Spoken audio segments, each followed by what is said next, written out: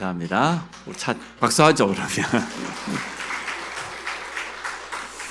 네, 찬양했던 것처럼 우리 주님은 어린아이들은 내게로 오는 것을 용납해라, 가로막지 말아라, 그렇게 말했습니다. 아무리 강조해도 지나치지 않는 것이 후대 교육일 겁니다. 모든 시대, 모든 나라마다 후대 교육을 굉장히 중요하게 생각했습니다. 물론 성경이 가장 강조하고 있는 게 우리 후대 교육입니다.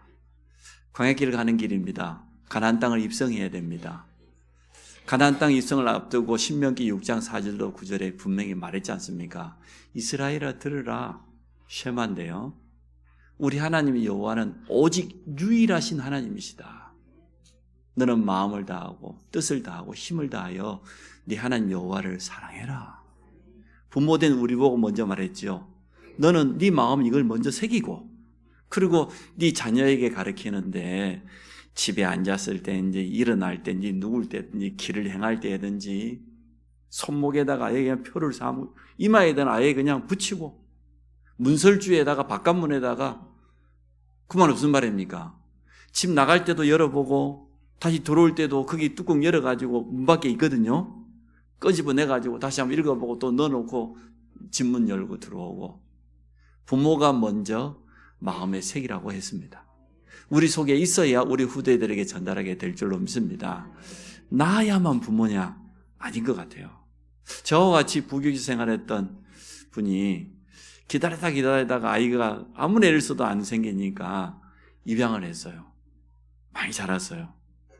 또 이번에 제가 앞주에 강원도 영월에 우리 설립하는 우리 후배 목사님이 있어서 갔더니 그게 우리 평택에 있던 강의미 목사님이 그쪽 지역에 갔어요.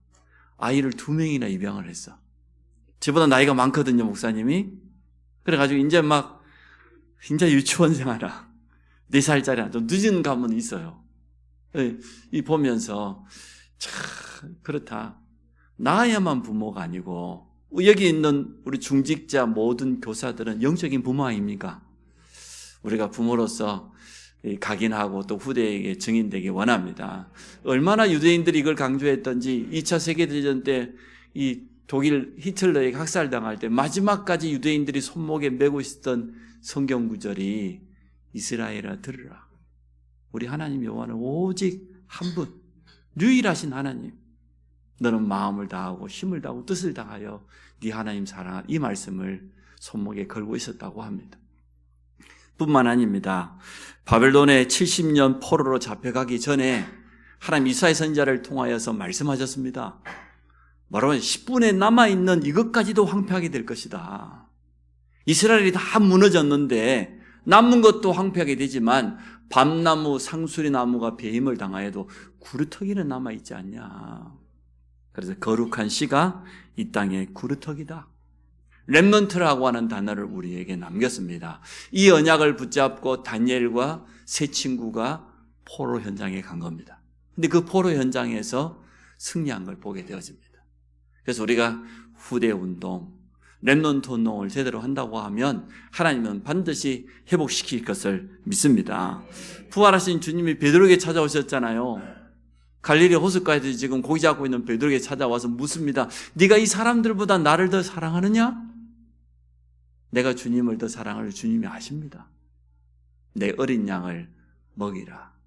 여기서 말하는 어린 양이 물론 새가족 영육간에 양육받아야 될 대상자도 맞지만 주로 우리 후대들을 말하죠. 우리 후대들에게 정말로 이 복음을 제대로 전달해라, 이러한 사명을 맡겼습니다. 그래서 바울은 가는 곳마다 회당으로 서원으로 후대들이 있는 현장에 들어갔고 결국은 250년 만에 로마 복음화가 이루어진 가장 중요한 키는 후대운동이었습니다. 오늘 우리는 이러한 언약을 붙잡고 어린이 주일, 우리 렘넌트 주일을 맞이하게 되어졌습니다. 저는 요즘 우리 교회 안에 많은 후대들을 통해서 좋은 소식을 많이 듣습니다. 대학에 가고 또 현장에 나가고 인턴 생활을 하기도 하고 또 다문화들이 있는 우리 후대들 현장에 가서 봉사활동을 하기도 하고 그에 의해서 많은 좋은 소식을 들어요. 굉장히 복음의 선한 영향력을 우리 후대들이 입히고 있다는 소식을 들을 때마다 참 기쁩니다. 그만큼 지금까지 우리 교사들이 렘넌트 훈련을 잘했다는 거죠. 참 체계적으로 어려서부터 복음이 잘 스며들어가고 또 이 복음 가지고 대학 현장에 가고 세상 현장에 갔을 때 증인으로 서고 있다는 것을 보게 될 때에 참 감사하게 생각합니다. 우리를 향하여 세상의 빛과 소금이라고 그랬는데 그러한 증거들이 많이 나타나고 있는 것 같아요. 이제 직장 사회에 나가면 증인으로 서게 될 것이고 또 많은 인간관계, 친구관계 속에서도 전도의 문을 열어가는 이러한 축복을 누리게 될 줄로 믿습니다.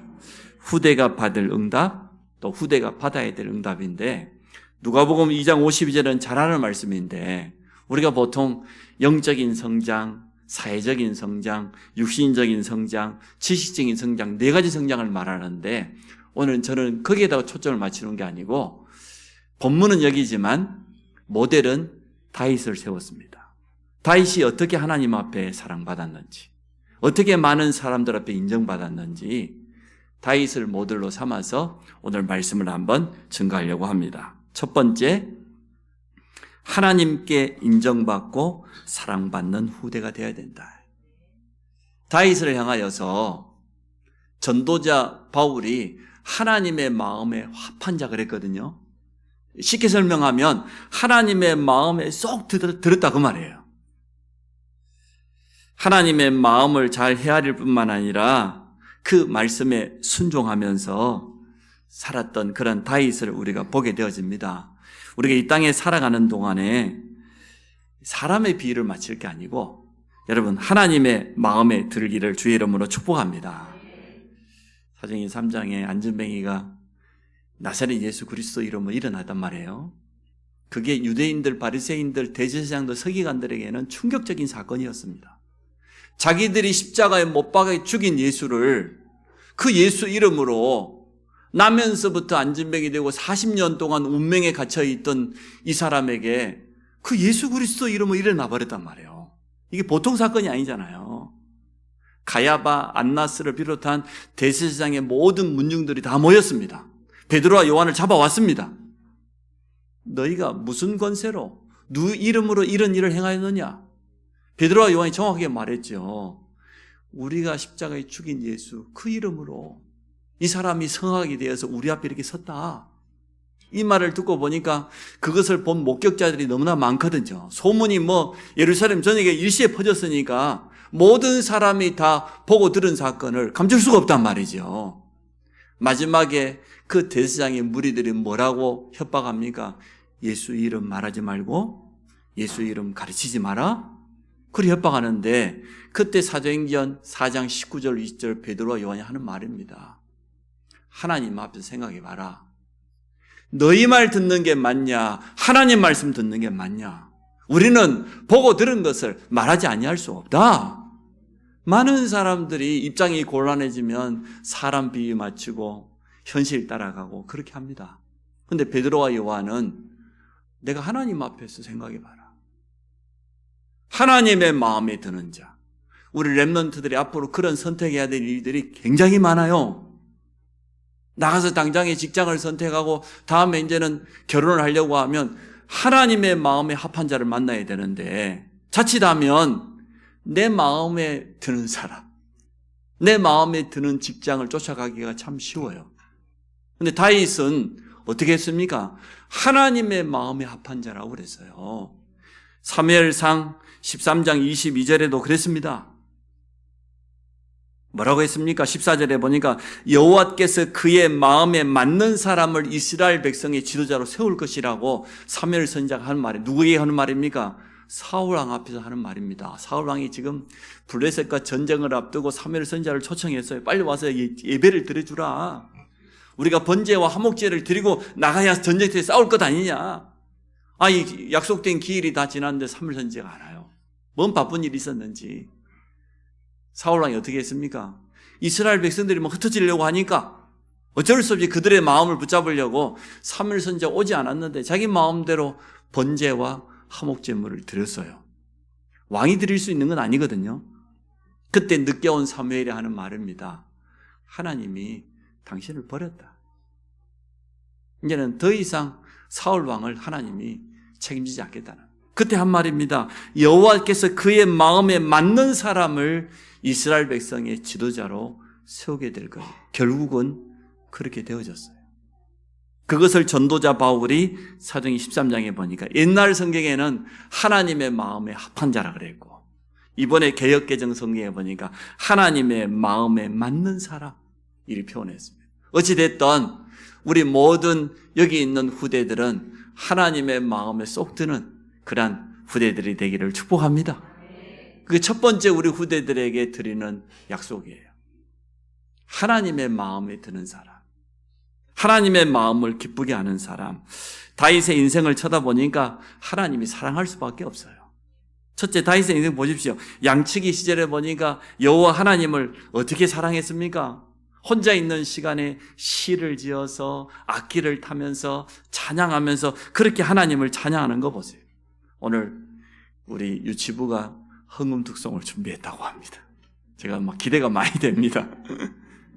어려서부터 하나님을 찬양하고 하나님께 영광 돌리고 사랑받을 수밖에 없잖아요. 다윗의 인생을 보면 걸음걸음이 그래요. 기름 부음을 받았는데 시편 78편에 보니까 하나님이 언제 다윗을 택했다고 그랬습니까? 전량을 지키는 중에 목동 생활하고 있는 그 어린 다윗을 하나님이 이미 선택했습니다. 이스라엘의 두 번째 왕으로 기름 부었습니다. 기름 부음 받은 이날 이후로 하나님의 영에 크게 감동되었다. 쉽게 말하면 성령 충만한 다윗을 봅니다. 우리 렘넌트들이 어려서부터 성령 충만 받을 수 있습니다. 우리가 예배 속에서 하나님의 말씀에 은혜 받고 찬양할 때 얼마든지 성령 충만 받을 수 있어요. 그래서 제가 오늘 다윗을 모델로 삼은 겁니다. 어려서부터 하나님의 언약 붙잡으면 이렇게 되어진다. 언약 잡고 정말로 기도 속에 들어간다고 하면 이런 다윗과 같은 이런 은혜를 체험하게 될 줄로 믿습니다. 또 소년이 대적 골리앗 앞에 설 때입니다. 뭐라고 말하면서 나갔습니까? 어떤 이름을 가지고 나갔습니까? 만군의 여호와의 이름 가지고 나왔다. 우리 이스라엘 군대의 하나님 이름 가지고 나왔다. 칼과 창, 전쟁은 하나님 손에 있지. 사람의 손에 뛰어난 장수 한 사람이 무기가 뛰어나다고 그게 아니고 나는 그래서 만군의 여호와 이름 가지고 나왔다. 하나님이 보실 때 얼마나 기뻤겠습니까? 렘넌트들이 다음에 응답받아가지고 내가 어떻게 이렇게 응답받았냐고 말한다고 하면 내가 어려서부터 하나님이 내게 은혜 주시고 힘 주시고 내가 여기까지 응답받았다고 고백할 수 있다고 하면 얼마나 하나님께 영광이 되겠습니까? 이러한 렘넌트로 우리가 키우기를 원합니다. 이스라엘의 왕이 되었을 때도 마찬가지입니다. 왕이 되어서 자기 왕권을 보호하는 데 힘을 쓴 게 아니고 어떻게 하면은 저 언약궤를 모실 수 있는 성전을 지을까 말이요. 언약궤 속에 뭐가 있는지 다윗은 알았습니다. 하나님의 말씀 10계명이 돌로 새겨져 있었어요. 일평생 동안 우리 후대들은 하나님의 말씀 따라가시기 바랍니다. 들려오는 많은 세상의 소리들, 사람의 소리들이 답이 아닌 게 많아요. 우리 마음을 빼앗을 때가 너무나 많아요. 그래서 어떻게 해야 되냐? 하나님의 말씀 따라가야 된다. 40년 광야길 가는 동안 매일마다 내려주셨던 그 만나 말이에요. 여러분 인생, 여기 있는 우리 모든 후대들의 인생 전체를 하나님은 책임지고 인도하시고 보호하실 겁니다. 그 만나를 통해서 그걸 알았단 말이죠. 그리고 마른 지팡이가 싹이 났어요. 성막 앞에다가 12지파가 전부 지팡이를 놔뒀는데 다음날 가보니까 유일하게 제사장이 될 아론의 그 지팡이에만 싹이 났단 말이죠. 하나님의 능력입니다. 하나님의 능력은 홍해도 가르고 요단도 가르고 여리고도 무너뜨리고 마른 땅에도 싹이 나게 할 수 있다. 이게 우리 후대들에게 필요해요. 이 언약궤가 뭔지를 알았기 때문에 다윗은 이 언약궤를 모실 성전을 놓고 기도했습니다. 하나님이 가장 기뻐할 일만 했어요. 목동이었을 때도 마찬가지고 소년이 그 어마어마한 거인 장수 골리앗 앞에 설 때도 마찬가지고 말이요. 왕이 되었어도 마찬가지고. 그래서 하나님의 마음에 합한 자, 쏙 드는 자. 이게 다윗의 인생이 되어졌습니다. 하나님께 사랑받는 후대로 우리 후대를 키우기를 정말로 원합니다. 우리 이게 첫 번째 기도 제목입니다. 모든 렘넌트는 하나님께 인정받고 하나님께 쓰임받고 일평생 동안 하나님께 사랑받는 아이. 하나님이 사용하시겠다고 하면 누가 막을 수가 있겠습니까? 핍박자를 들었어도 하나님이 사용하셨는데, 주님이 쓰시겠다는데 누가요? 내가 여기 있나이다, 나를 사용해 주옵소서. 그게 이 어린 이사야 선지자의 고백이었지 않습니까? 어릴 때 복음이 제대로 들어가고 예배와 기도의 비밀을 우리 후대들이 배울 수 있다고 하면 능히 이렇게 될 줄로 믿습니다. 두 번째입니다. 세상에 나가야 되기 때문에 모든 사람에게도 인정받고 사랑받는 후대. 이게 두 번째 기도 제목입니다. 사람들 앞에도 사랑받았다고 했는데 그러려고 하면 정확한 해답을 가지고 가야 돼요. 세상이 너무나 발전됩니다. 하루가 다르게 과거에는 수백 년, 수천 년을 쌓았던 정보가 단 몇 시간 만에 새롭게 생성될 만큼 우리가 도무지 따라갈 수 없을 만큼 세상은 바뀌고 있습니다. 그러나 영적인 존재인 우리 인간은 하나님을 만나야 되고 하나님의 은혜를 입어야 되고 하나님 주신 힘을 얻어야 되는데 해답만 없어요. 하나님 만나는 길 대신은 정확한 복음만이 해답인데 세상은 너무나 화려하고 발달하고 우리가 막 유혹당할 수밖에 없을 만큼 그리 뛰어난데도 불구하고 해답만 없어요. 이러한 현장에 우리 후대들이 가야 돼요. 아니, 친구들도 뛰어난 친구들 많잖아요. 똑똑한 사람들 너무나 많습니다. 해답만 없어요. 여기에 우리는 어떻게 해야 되냐?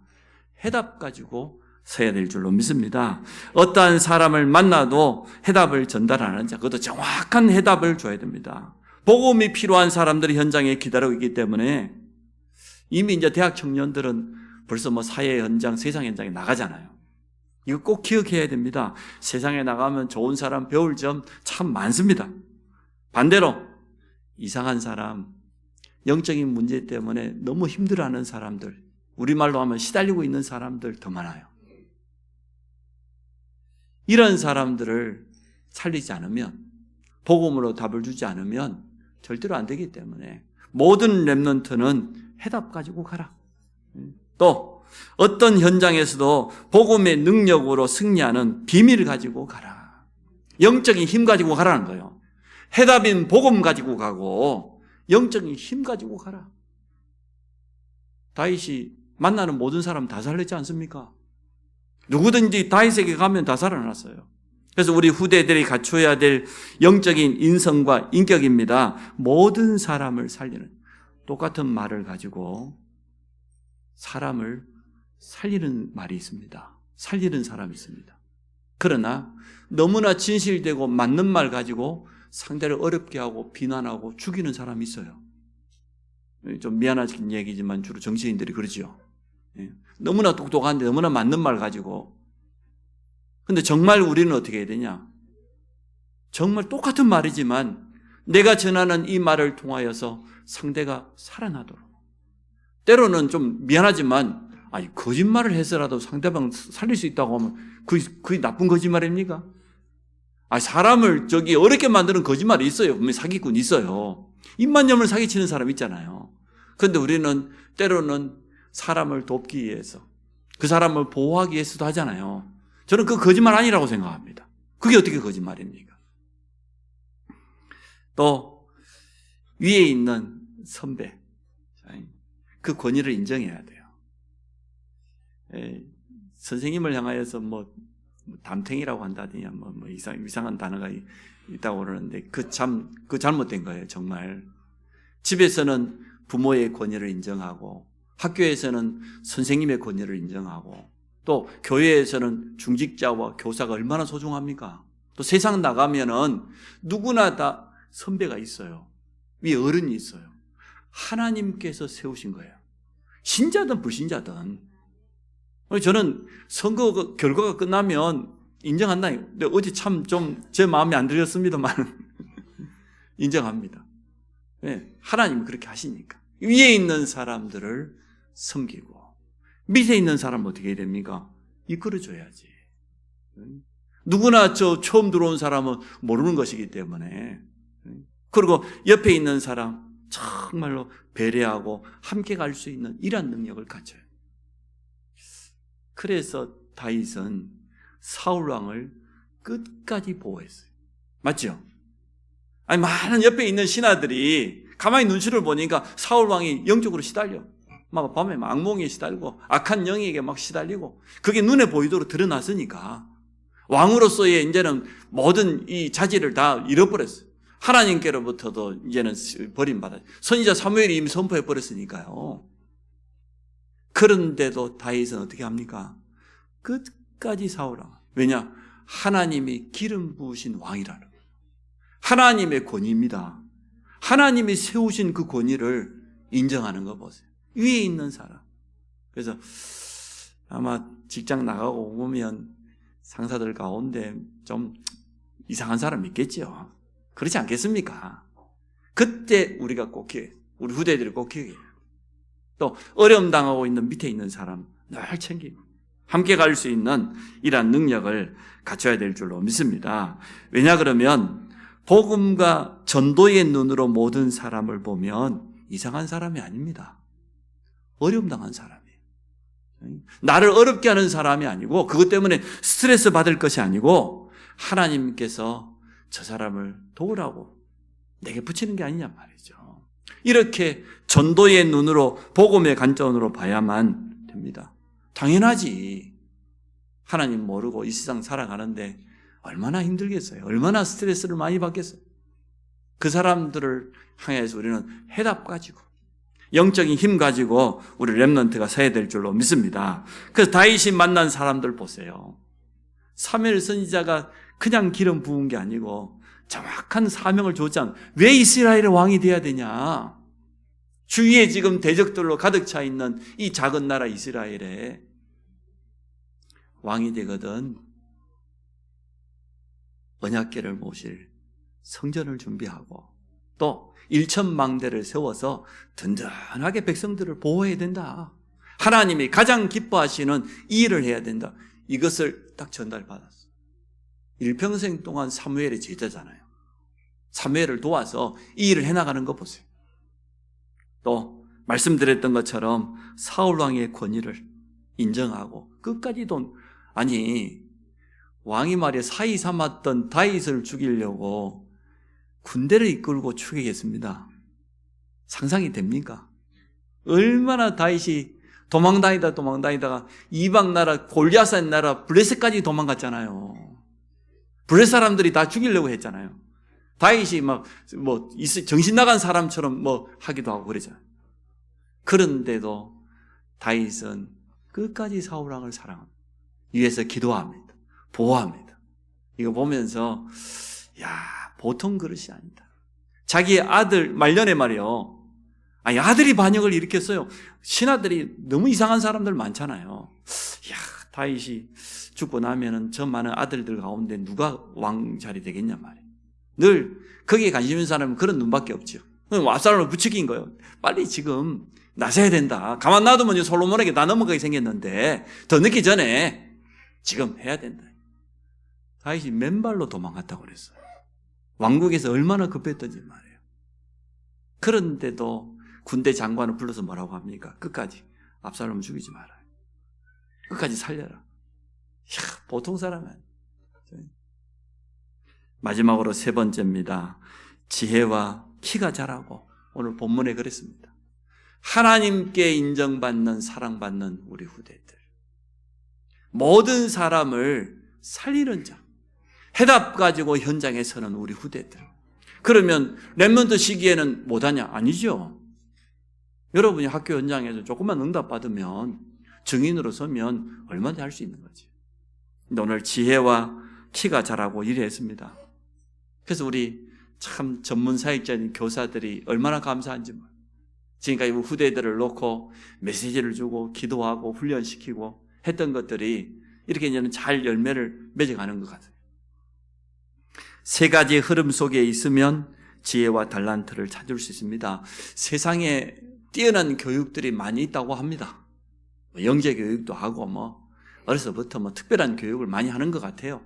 오직 하면은 지금 강남에서는 3살짜리, 4살짜리 그때 영어 안 가르치면 안 된다고 야단 났다고 해요.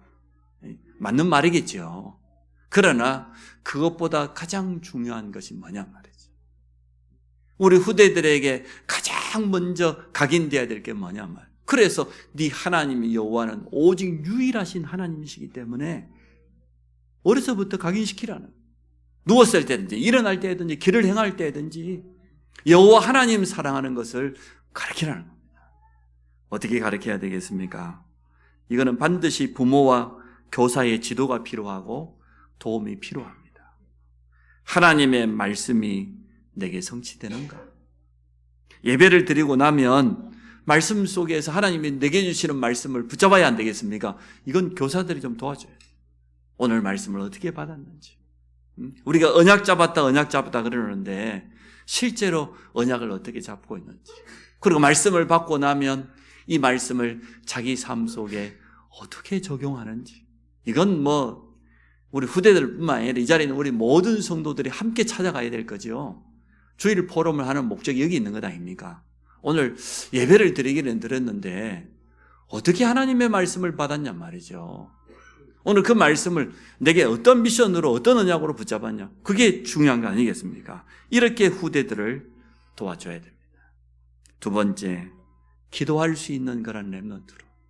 올바른 기도 제목이 나오게 되어지면 기도할 수 있는 렘넌트가 될 것 아닙니까? 다윗이 기도한 내용이 성경에 참 잘 나와 있습니다. 어려서부터 기도했더니 시편 이 150편까지 있는데 거의 절반을 다윗이 지었어요. 여기 시편은 전부 다 기도문이거든요.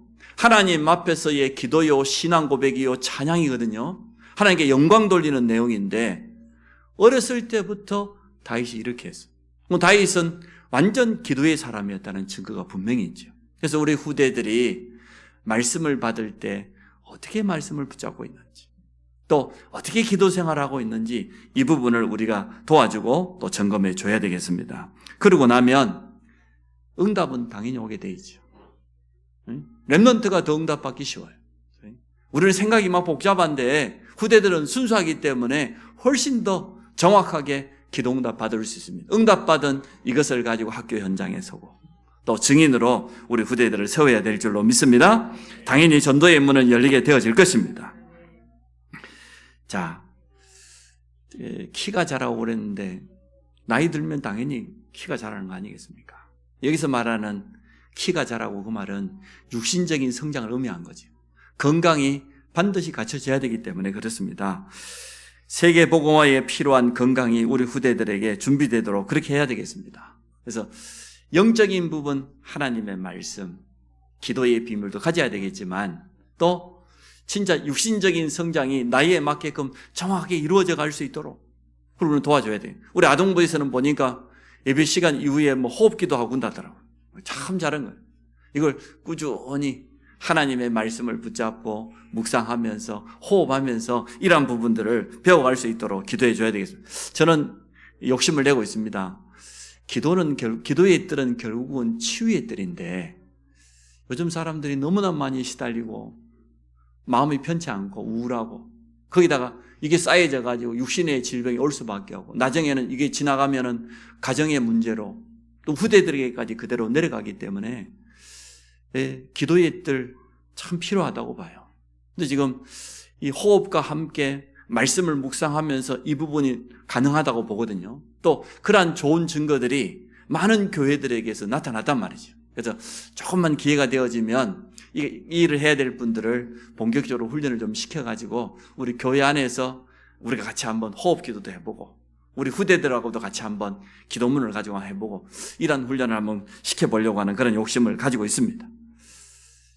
3살 버릇이 8까지 간다고 했던 것처럼 어렸을 때의 건강 습관이 평생 영향 갑니다. 그래서 운동과 음식, 규칙적인 생활, 좋은 습관을 우리 후대들이 가질 수 있도록 도와줘야 되겠습니다. 마지막으로 다윗이 받은 응답입니다. 목동이라는 가장 작은 일을 했습니다. 아무도 알아주지 않는 그런 직업이에요. 어찌 보면 무시당하기 딱 좋은 직업. 아무 데도 머무를 수 없어요.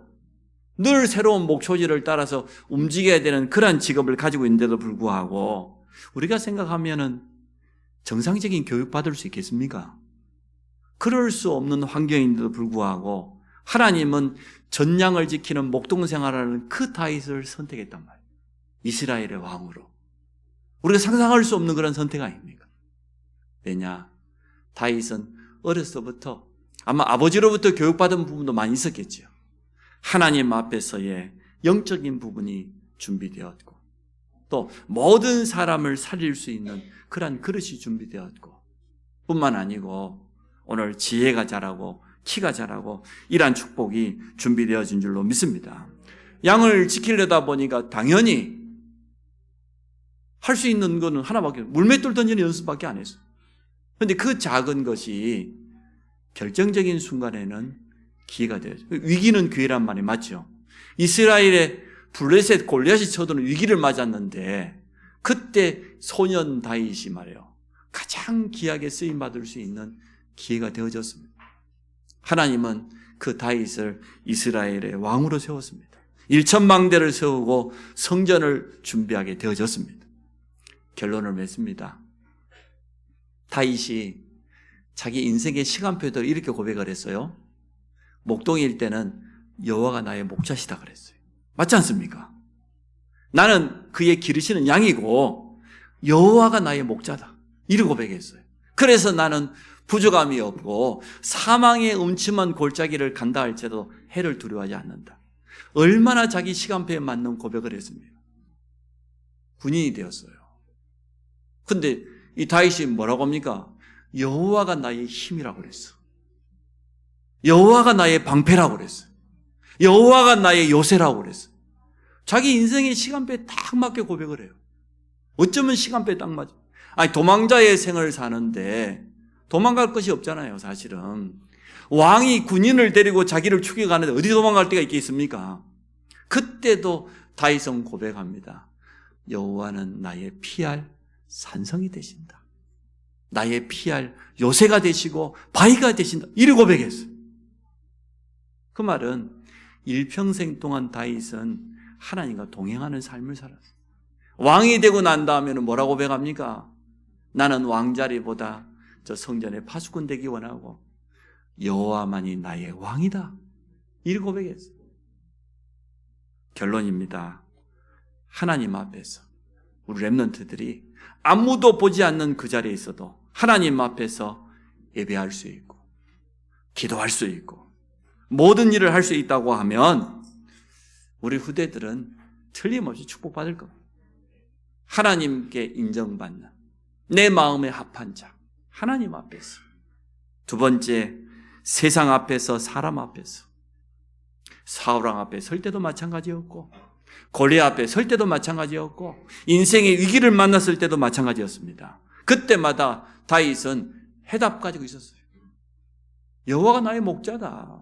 여호와가 나의 힘이다. 여호와가 나의 요새다. 그리고 고백했어요. 세 번째, 미래 앞에서 우리 자신이 준비해야 될 게 있어요. 렘넌트들도 마음에 담아야 돼요. 여러분이 앞으로 세상에 나가야 되기 때문에 하나님이 주시는 지혜, 달란트, 그 전문성, 그리고 건강 필요합니다. 아무리 하나님이 응답 주시려고 해도 우리가 건강이 따라주지 않으면 그 응답 못 받아요. 그래서 오늘 세 가지를 꼭 마음에 담으시기 바랍니다. 우리 모든 성도님들도 우리 후대들을 위해서 이렇게 축복해 주시기를 주의 이름으로 축원합니다. 우리 같이 한번 기도합니다.